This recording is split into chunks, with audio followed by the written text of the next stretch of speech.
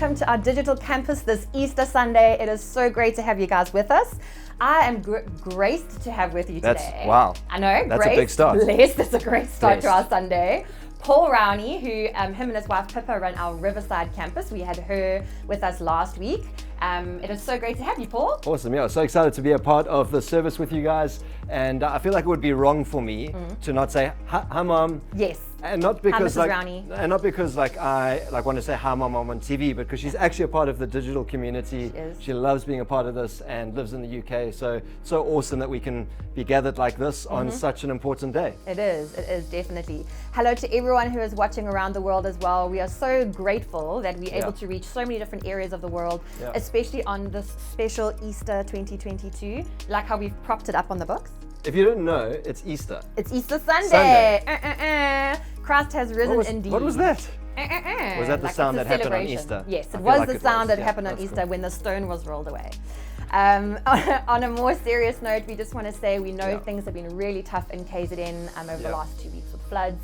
Many homes washed away, many lives that have been lost, and it has really been a tough time. So we just want to say that our thoughts as Grace Family Church are with each and every single one of you. Our prayers are with you. If there's any way that we can help, we've got food for flood that is going, and if there's any way we can help with homes as well, please let us know. We would love to be in touch with you around that. Hey, Paul? Yeah, I think just the reflection on this whole week, and just thinking back on those that have been impacted, just driving around our city, but just so grateful for all of you and our church community who've partnered with us already this week to make a difference. And so if you're not from KZN, keep praying for our province, keep praying for the people of our province. We really are trusting that in the end of all of this, God's goodness will be made evident to people through our generosity and through your participation. Definitely. On that note about God's generosity, we are so excited to be talking about Easter today, the fact that Christ is risen, and Tom will be straight up after this clip.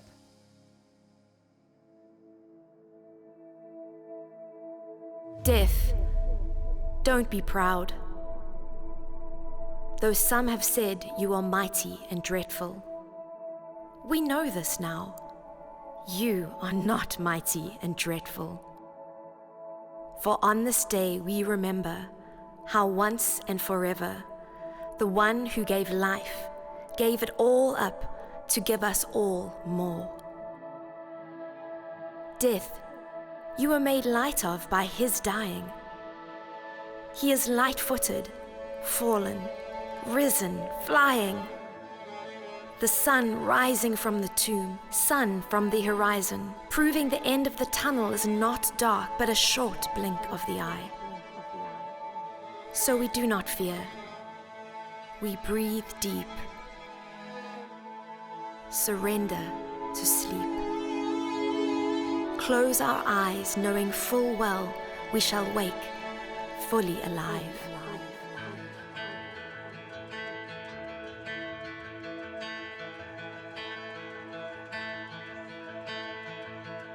Alone in my sorrow and dead in my sin, lost without hope with no place to begin. Your love made a way to let mercy come in. When death was arrested and my life began. Poor death. Those people you think that you destroy, they don't die, and neither do I. For you are not the end, a means to an end, a passage, a pathway to the glorious forever of freedom. For on this day we remember that you are but rest and sleep, and from rest and sleep we get much pleasure.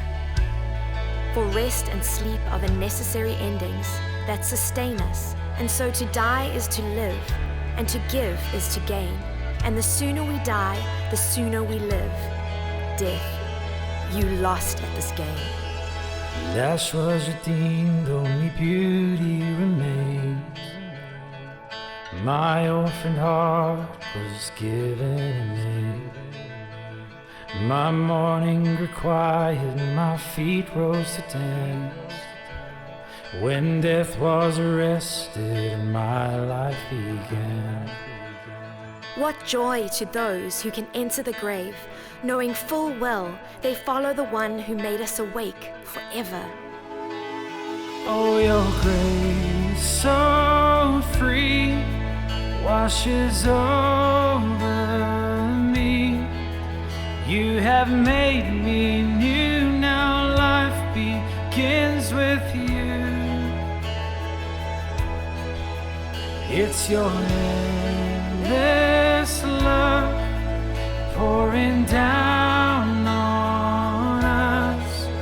You have made us new, now life begins with you.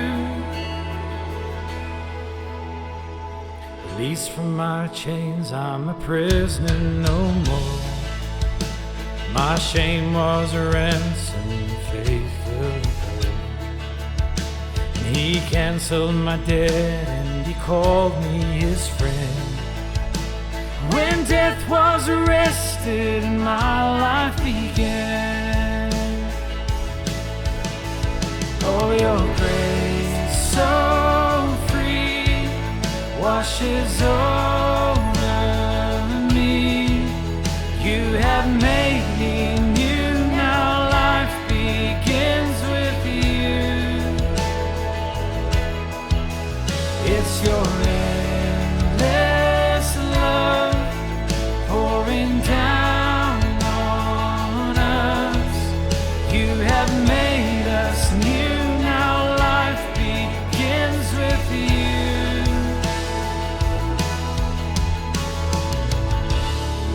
Oh, Savior displayed on the criminal's cross. Darkness rejoiced as though heaven had lost. Death, it is you who will die. For on this day we remember, and we know who and why.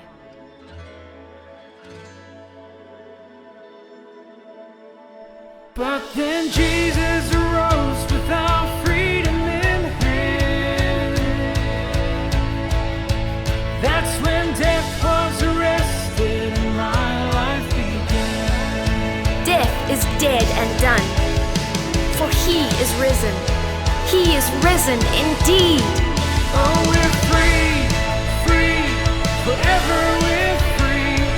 Come join the song of all the redeemed. Yes, we're free, free, forever, amen. When death was arrested, my life began. Oh, we're free, free, forever we're free. Come join the song of all the redeemed. Yes, we're free, free, forever, amen. When death was arrested, my life began. When death was arrested, my life began. When death was arrested, my life began.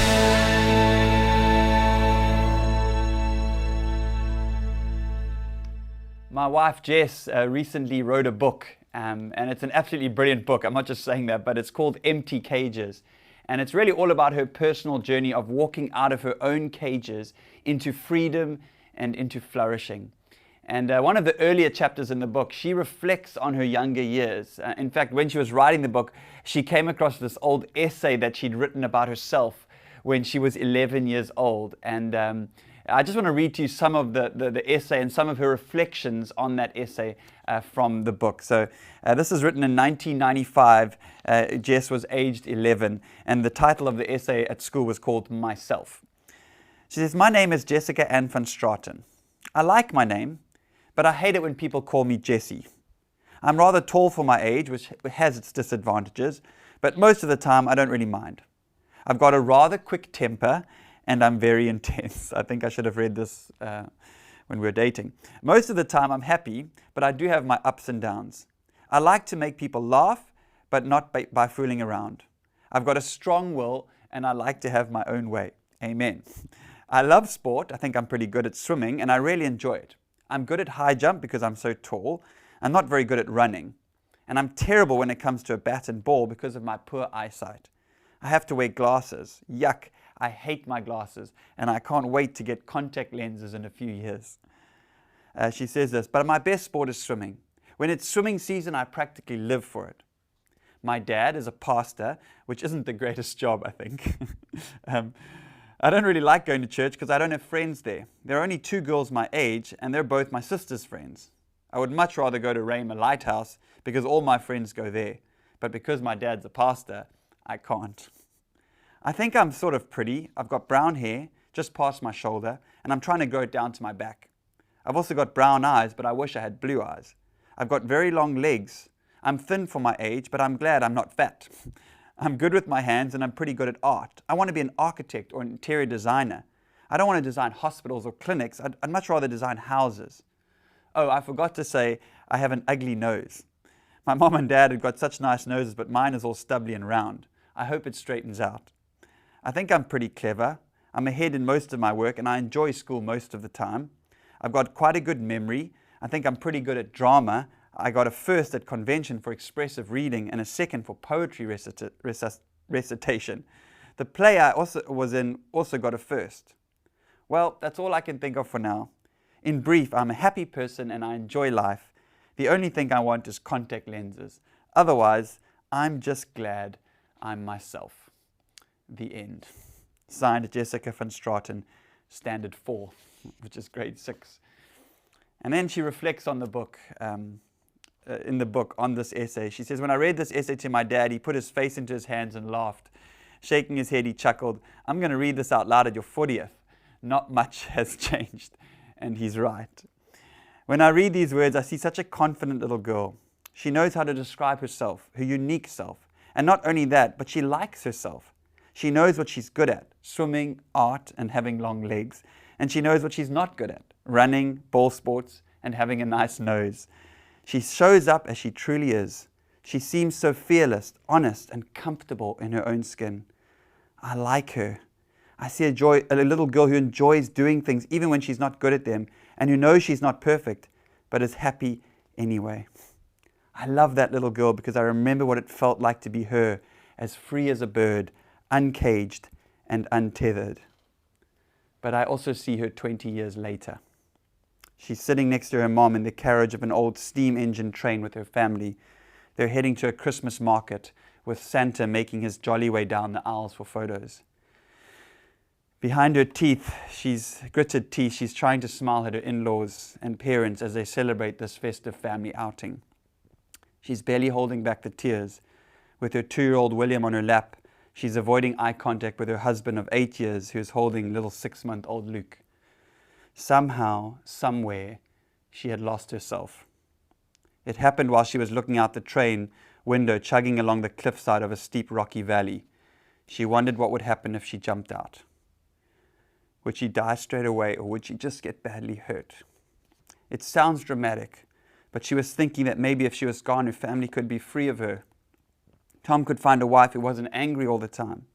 Her boys might have a mother that could cope. Her parents wouldn't have a daughter who was always snapping at everyone or crying or sleeping.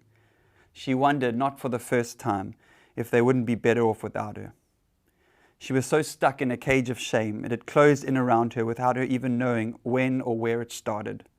All she knew was that the bars around her head felt so fixed and so suffocating. And everyone around her was trapped too, trapped because they loved her back and she was such a mess. I remember that old version of myself because she longed for what most of us long for. We all just want to be free. Thankfully, not long after this train ride, I began a journey of recovering and becoming myself again.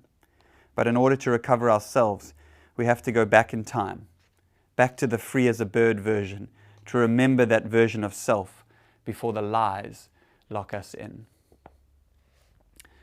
Now, I get emotional when I read that story because I remember that moment, and I know who Jess is, and I know that wasn't her. And Jess read that chapter out at an event the other night, and so many people in the room there wasn't kind of a dry eye in the room, because I think so many people resonate with this feeling of kind of loss, feeling of death even, the loss of someone who you thought you were, the loss of someone you once were, the loss of a future, the loss of hope, perhaps the loss of faith. And Jess told me the story, and then she was telling me what was happening at this event that she did, and then that very next Sunday, a young girl came to me and shared her story, how she'd been accepted into a university in the US, and then COVID hit and everything shut down, and then she lost the bursary, and 3-month lockdown became 2 years, and her parents' business fell apart, and so she had to get a job to support herself and to help support the family. And again, this girl just came to me in tears. Now 2 years out of school, just someone so smart, with so much potential, and she just felt, just like Jess felt, she felt trapped. These opportunities, these dreams that she had were kind of gone, and my heart just broke for her. She carried a burden of responsibility that I think was just far greater than her shoulders could carry. And then I thought, God, you say in your word that your yoke is easy and your burden is light, and yet when I look around, so many people are carrying these heavy burdens. And so as we kind of reflect on Easter, Easter is about resurrection, it's about life, but it's also it's a victory over death. And the question I want to ask you, this, wherever you're watching this from, whenever you're watching, is what are you mourning? What are you grieving? As Jess reflected on her 11-year-old self, and then that 20 years later, what has died in your life? What are you mourning? What are you grieving? To be honest, for me, sometimes I've mourned this country, so much potential, so much beauty, and not just natural beauty, but beautiful people and diversity and ingenuity, and yet so much of it seems to be squashed out, snubbed out due to all sorts of reasons, poor leadership and corruption and inequality and division, and it's easy to kind of get to mourn that, to grieve that. On the other end of that, my question I want to ask you today on this Easter Sunday is, what do you need to be resurrected in your life? What are you longing for God to resurrect? For Jess, it was that sense of self, that identity that somewhere along the line she'd lost. Maybe it's a relationship. Maybe it's a financial situation. Maybe it's a dream that you have that you've kind of let die or let go of. Maybe you need your faith resurrected today. You need fresh hope. Well, if that's you today, I want to tell you, you've come to the right place, because Easter, the message of Easter, is all about resurrection. And this book, Empty Cages, is all about stepping out of those dark places into freedom and into hope. Easter is all about hope. It's about the fact that death does not get the last word, that nothing is too far gone for God, that nothing is beyond His grace and His goodness and His mercy. That's what Easter is all about. The disciples, they were in a dark place. On that Saturday after the Friday crucifixion, they thought it was all over. Jesus was dead. He wasn't the Messiah after all. All hope was lost. But then, if you're watching this, I almost want you to say, hey, but then. It's such an important part of the story. But then on the third day, a stone got rolled away, and hope got restored, and cages got shattered, and the future got brighter. But let's not get too far ahead of ourselves. Let's turn to 1 Corinthians 15, and this is kind of the key passage. It's an Easter passage written by the Apostle Paul, and he writes these words, and I'm reading to you today from the Message version. He says this: friends, let me go over the message with you one final time. This message, capital M message, that I proclaimed and that you made your own. This message on which you took your stand and by which your life has been saved. I'm assuming now that your belief was the real thing and not a passing fancy, that you're in this for good and holding fast, says Paul. He says, the first thing I did was place before you what was placed so emphatically before me, that the Messiah died for our sins, exactly as Scripture tells it, that He was buried, that He was raised from death on the third day, exactly as the Scripture says. And again, this is the cornerstone of Christianity. That He presented Himself alive to Peter, then to His closest followers, and later to more than 500 of His followers, all at the same time. Most of them still around, although a few have died since. And then He spent time with James and the rest of those He commissioned to represent Him, the disciples, and that He finally presented Himself alive to me. It was fitting that I bring up the rear.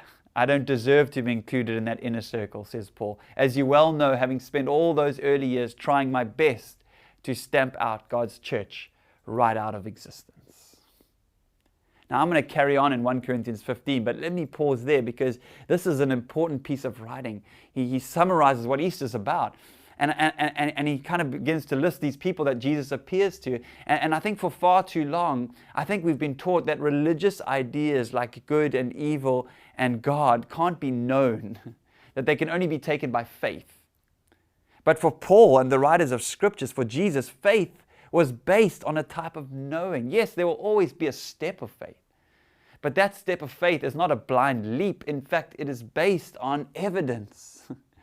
And in this case, the evidence of the resurrection. That's what Paul is writing about. That's why Paul takes the time to say, hey, Jesus rose again. And by the way, he appeared to a bunch of people. He names them. And then he says he appeared to 500 people at one time, in fact. And he names some of those people. And you have to ask, why does Paul do that? Well, the reason he does that is because he wants people to know this resurrection, it really happened. He's saying, hey, you can actually go ask them. They'll verify I'm telling the truth. You don't write words like that unless eyewitnesses will actually back it up. And of course, through the ages, people have questioned the resurrection. For many, I think in our world today, they see the resurrection not as a miracle, but not as something that literally happened, but maybe more of as a kind of metaphor.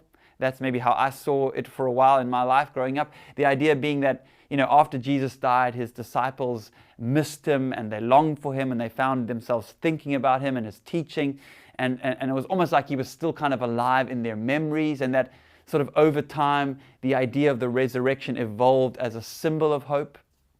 And I get that, but it's actually kind of a mute argument because, and Paul doesn't let us get away with that. He says very, very clearly, and other writers say the same, that this is not just a metaphor, guys. That the resurrection is not a beautiful idea, it was a historical event. An event that literally changed the course of human history. Our calendars are dated by the event. And by the way, an event that changed my life and many who are watching this video right now.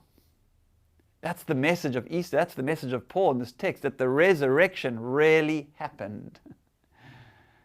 And the problem with saying that the resurrection is a symbol or a metaphor is that, hey man, something must have happened to have galvanized this group of people 2,000 years ago.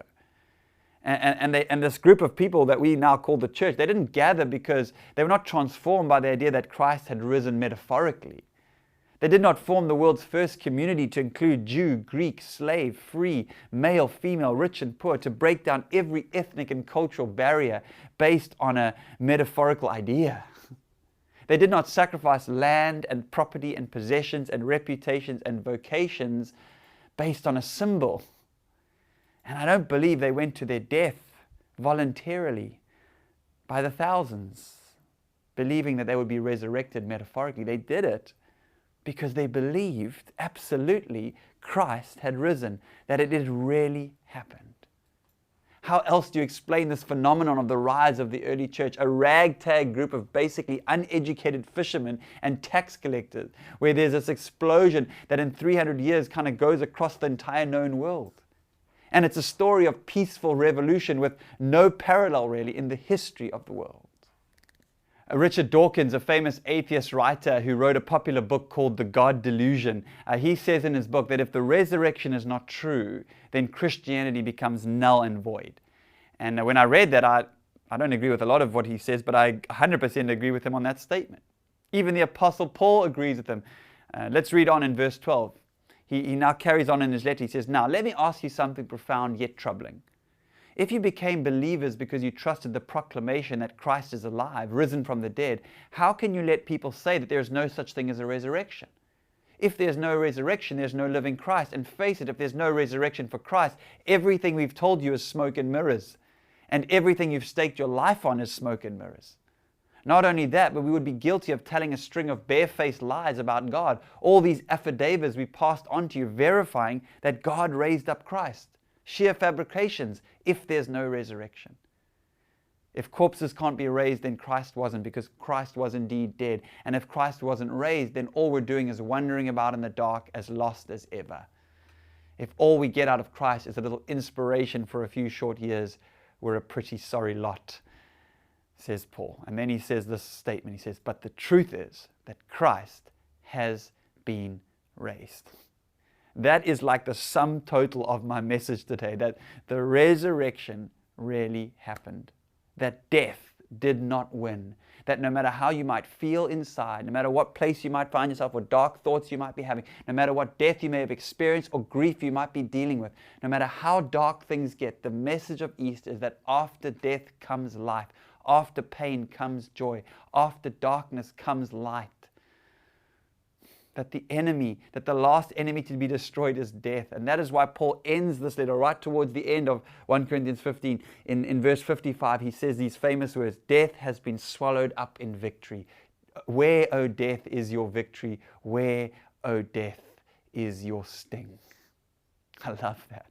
The Message version says, death swallowed by triumphant life. Who got the last word, O death? O death, who's afraid of you now? I thought about that old nursery rhyme, the big bad wolf. Who's afraid of the big bad wolf? You can huff, you can puff, but you'll never blow this house down. Death, where is your sting? My kids are like, have somehow got into like rap and hip hop, which I'm very proud of. But it's hard to find rap and hip hop that doesn't have swearing in it. So I've discovered KB. He's like a Christian rap dude, and these guys love this song. And there's this incredible sort of chorus in the one song, and it says, I'm not going to try rap it, but life ain't been the same since death died, won it by a landslide. Hallelujah to the something something, that power made a point. Next slide. I could keep going, but I won't for your sake. But the point is that this idea that death has been defeated. You got it.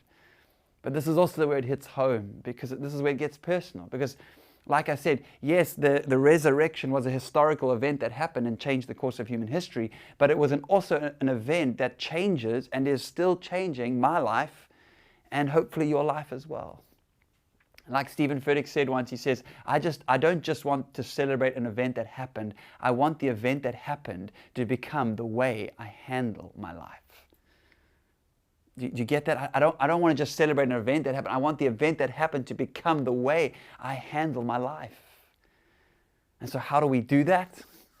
Well, today I want to give you just 3 things I think that Easter calls us to, or challenges us to resurrect, because it's a resurrection Sunday. And so the first is this. The challenge of Easter is firstly to resurrect your perspective. Here's a hard truth, but one you, I know, already know. Pain gives us perspective. I mean, it's Jess's story, it's my story, it's everyone's story. We grow the most, we learn the most through pain. And the resurrection gives us a perspective to know that there is purpose in our pain. Can I say that again? That the resurrection gives you perspective to know there is purpose in your pain. Now, we can't always see it or understand it. That young girl who came to me after the service, a young couple friend of mine who recently lost their child. I mean, why does a good God allow this kind of suffering? I mean, we addressed that question a few weeks ago in our series, Asking for a Friend. But the reality is, I honestly don't know. And while I don't have and here's the thing, but while I don't have an adequate answer, what I do know is this, is that I have and we have a companion in Jesus. I do know that God is with that girl, that He's with that couple, that He's with you even now, and He's with me. The Good Shepherd, who the Scriptures say walks with us through the valley of death, who prepares a table for you in the presence of your enemies. God doesn't promise that we won't have enemies or we won't go through valleys, but He does promise that He will never leave us nor forsake us. And I have found in the end that is actually far more helpful than any theological answer about suffering. And so that's the first thing. Wherever you might find yourself today, even if you're doubting whether all of this is even real, just ask God, pray, God, resurrect my perspective. Resurrect my perspective on this problem, on this relationship, on my future, on myself. It won't make the pain or the difficulty go away, but it will help you to endure the pain for a greater purpose and to come out stronger for it on the other side. The second challenge of Easter, I think, is to resurrect your relationships. Resurrect your perspective, resurrect your relationships. Here's another fact for you. Relationships are hard. Marriage is hard. I'm speaking theoretically here, of course, but parenting is hard. Working with people is complicated. In-laws are the worst. No, I'm joking, sort of. And you know what? And this is the thing, the relationships are tough, but over the past 2 years with the COVID pandemic and all the stuff going on in our world, relationships have taken the most strain. Just ask our counseling department. Relationships are under pressure and under attack like never before from all sides. And yet, according to Jesus, according to God, relationships are the most important thing in this life. In fact, they are the only thing we get to take into the next life. And so why not lean in to the resurrection power of Easter, this Easter season, and ask God to help you to resurrect your relationships? To maybe make a commitment today that where there is hurt, that He would give you the courage to let go, to forgive.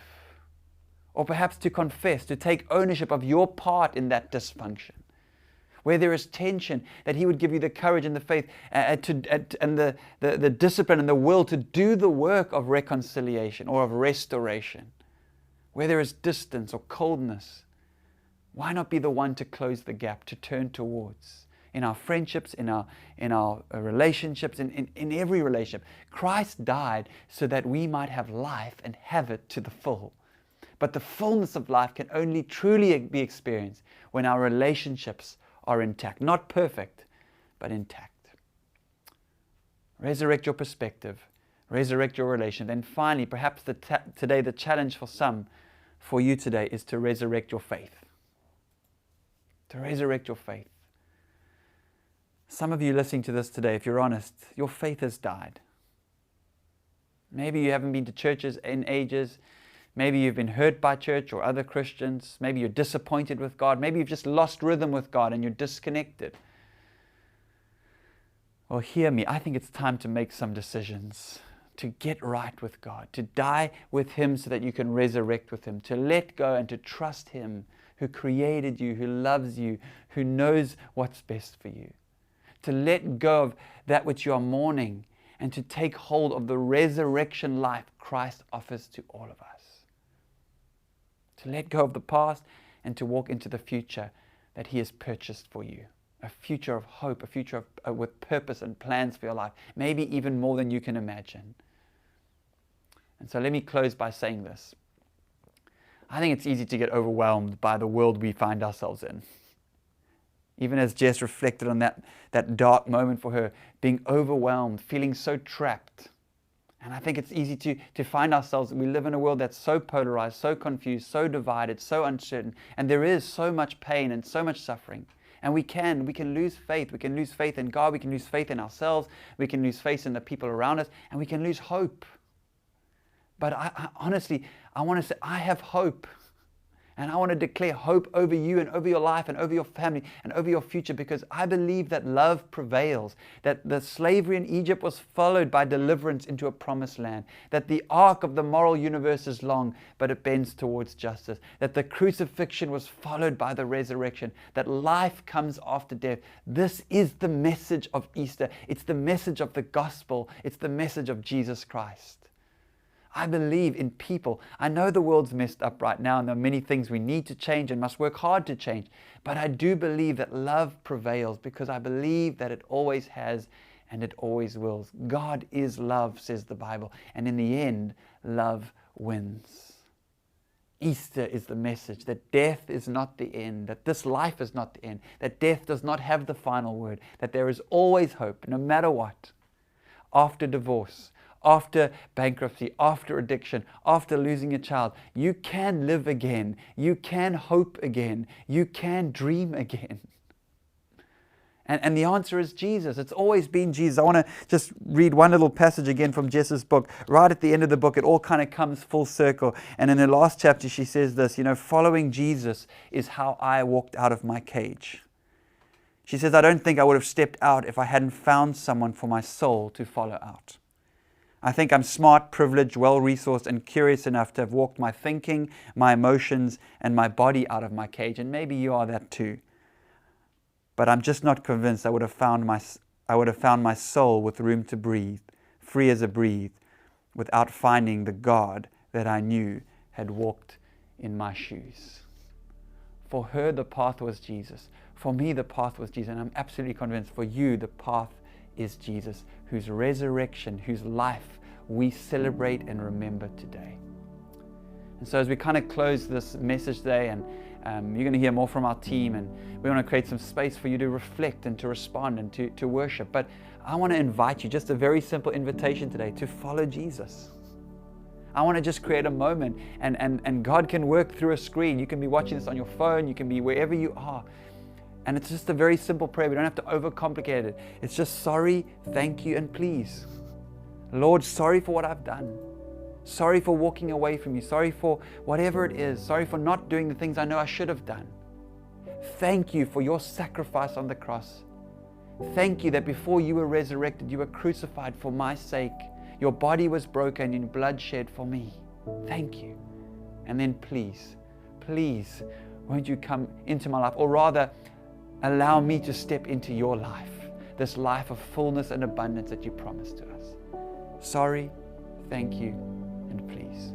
And really, you can just pray a very simple prayer, even now, right now.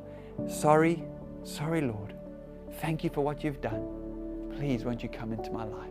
It's as simple as that. And the Bible says that when one comes to faith, all of heaven rejoices. So if you've prayed that prayer for the first time, or maybe you've prayed it in the first time in a very long time, maybe you want to write in the comments or let us know or email us or go to our website, find out some next steps. We want to help you to take your next step in this journey of faith. But I'm just excited for you, and I'm praying for you, and thank you for joining us on this Easter Sunday. And I'll just end with verse 58 from Paul's 1 Corinthians 15 letter. He says, "Therefore, my dear brothers and sisters," that's you and me, "stand firm and let nothing move you." I love that. Stand firm and let nothing move you. And my prayer for you today is that you would be able to do exactly that. You would be able to stare life in the face, and whatever comes your way, ups and downs, good and bad, and say, you know what, bring it on. Oh death, where is your sting? Where is your victory? I have a hope because Jesus Christ is risen, and He is risen indeed. Thanks again for joining us, and happy Easter. But then Jesus arose with our freedom in hand. That's when death was arrested and my life began. Death is dead and done, for He is risen. He is risen indeed. Oh, we're free, free, forever we're free. Come join the song of all the redeemed. Yes, we're free, free, forever, amen.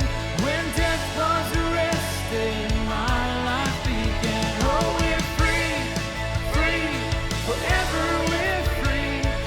Come join the song of all the redeemed. Yes, we're free, free, forever, amen. When death was arrested, my life began.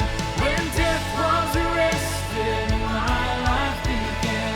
When death was arrested, my life began.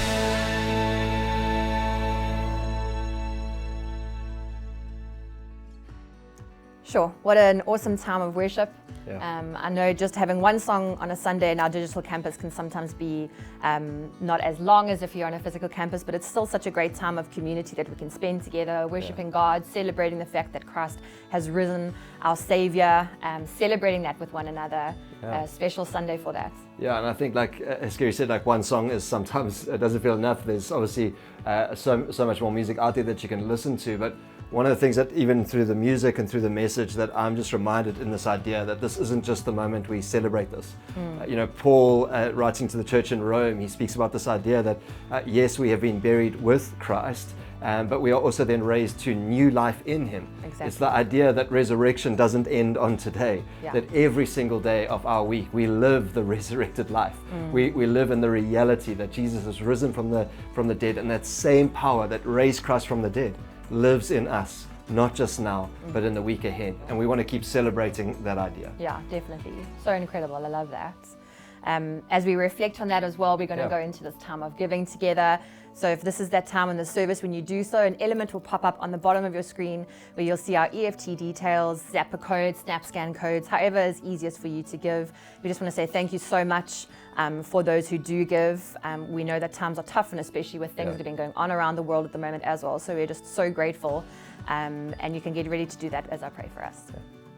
Heavenly Father, I thank you that today we can sit and meditate on the fact that you so generously gave your Son to die on a cross for us, that He can be aligned with us where He felt abandoned on the cross, and then He was raised to death raised from death with you, Father God. And I thank you that when we may feel abandoned, when we may feel the heaviness as Jesus felt on that day, Lord God, that we can then experience the joy and the fulfillment of promise and call that you have on each of our lives, such as he did on that Resurrection Sunday. And I just pray that today, the finances that are coming in, Lord God, that you would use it to further your kingdom, that you would use it to spread this message of your Son's selfless giving of his life and the resurrection of his life, Lord God, that message can be taken to the ends of the world to spread the love of your kingdom. And we thank you for that privilege. In Jesus' name, amen. Amen. Amen. One of the things that I love about the digital community and who we are as a church is it doesn't just end here. It carries on through the week, and there's different ways people can get involved in that. There is, and what I'm excited for is that on Tuesday, for our podcast this week, we are chatting with Matt Lewis. Matt Lewis is a great Grace Family Church friend. He's written some courses for us. He's an evangelist. He is such an amazing guy. I have that unfortunate privilege of being his friend. And we also have online counseling, and so that's... it might actually coincide. It helps me, but it is awesome to hear him out. He's going to be speaking on living a resurrected life on Tuesday. So you really don't want to miss that. Absolutely. That'll be live at 6 p.m. On Thursday evening. Then we have 10 with Tom. I'm really looking forward to that as well. Obviously, you can, if you don't catch any of these live, we can join our WhatsApp broadcast list and we can send out those links to you as well. Yeah. One of the things that we are passionate about here at Grace Family Church is making sure that we can all live with a sense of wholeness. We can live life to the full. And the reality is every single one of us have elements of our lives that hold us back a little bit. And so next Sunday, we start a series called How to Heal. And our hope is that as a church community, you're going to find ways for yourself to heal well, but that it wouldn't just end there. The goal of the series is not just that we would be well, but that we would help others heal too. Sure. And so we really are looking forward to that. And as part of that series, as part of that course, we are also going to be running an in-sync or a group series at the same time. And so the content isn't just going to be for Sunday, it's going to be continued in groups online, continuing. And so if you aren't in a digital small group or in a small group, we really would love for you to find a place to be connected. It's awesome to watch like this, but this can be kind of very linear. It's so much better to do life in circles, even if the circle is on your screen with other people. And so if you'd like to join a group at Grace, email digital@grace.org.za. Actually, my wife and I, we are a part of a digital small group. Our small group meets online, and we always thought it would be a bit strange and awkward, like how could we do life with people online together? But honestly, it's been one of the most life-giving and liberating things that we do as part of our weekly sort of rhythm. And so really, I can so strongly encourage you to join a group, whether it's in person if you're able to, or online. And again, you can join that group by emailing digital@grace.org.za. So I'd strongly encourage you to do just that. Definitely. And it's great to have a real life example to use as well. Because it can feel a little bit of a stop when it comes to digital. So to be able to carry that on throughout the weeks is really awesome. And we want to connect with you guys. We want to grow in relationship with you guys. We want to have community with you guys. So this is a great way to get that going. Remember to like and subscribe any of these pages that you are watching us on as well. YouTube, graceonline.tv, Facebook, we're on Instagram, we're on TikTok, trying to keep up with the times, even if we are aging. I don't even know what TikTok is, to be honest with you. No idea. It's way too old for that. Yeah, way too old for it. And you're not? Hairline. Wow. I'm like 2 weeks younger. I think the service is coming to an end quickly. It's fine. We have been so glad to have you guys with us this Easter Sunday. It's been so good to have Paul. I think most people will agree it was better with Pippa last week, but it was still great to have you with us. My wife is today. considerably better than me in every way. I'm fully aware of that. Thank you. It's true, you're going to get rewarded. So it's been great to have you. It's so nice to have the campus representations here at Digital Grace. One church, many locations. That's it. So it's been so great to have you with us, Paul, even though you've been ribbing me behind the scenes. I have. Yeah. There's a lot of bloopers that have gone into this. She's done okay. But it's so awesome to hang out with you. Thank you so much for joining us, and we really do pray that you would live in the power of the resurrected life. Have a good week ahead. I hope to see you soon. Cheers. Cheers, guys.